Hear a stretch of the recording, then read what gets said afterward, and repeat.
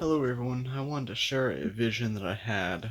It was about a year or so ago. Basically, I saw a door and I saw a figure standing in the doorway, almost playing like a guardian or protecting and basically blocking and choosing who to let in and who to block from entering.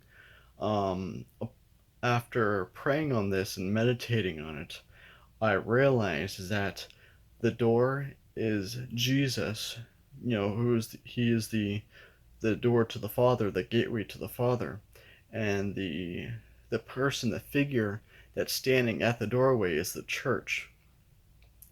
And after I spent time meditating, I realized that basically the vision was showing me that the church recognizes that Jesus is the door, the way to the Father, but she has failed to walk through the door, to explore, to investigate, and to enjoy everything that is available to them in the Father. Also, by doing this, she has failed to learn and understand what truly is of the Father and what is not. By standing in the doorway, she has become legalistic and basically blocking and or choosing who gets to go into the door and who gets rejected basically. And the church chooses who they like and who they don't like. They claim to be protecting the faith, but all they're doing is just hindering growth. Whenever, as I kind of meditated on this, it really started to make me both saddened and sick to my stomach, knowing that there have been several people over the last few years that have come, celebrities that have come to know Christ, and some were grateful and joyful, and others were hateful, and others were very hesitant. I can clearly understand the hesitancy because that's basically what the apostles did once Paul came into the church. They were very hesitant because they knew his past. But as they saw their fruits, they grew to understand and acknowledge what was going on with them. One mindset that the church has with standing in the doorway is basically that they believe that they are protecting Jesus. I can assure you right now that Jesus does not need to be protected.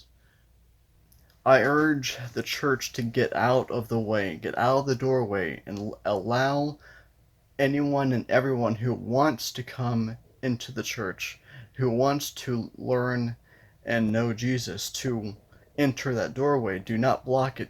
Walk into what of that room that is Jesus, or correction, that is the Father, because Jesus is that doorway. Allow people from all walks of life to come in there and no longer stand in there, because you're also preventing yourself from really knowing the Father.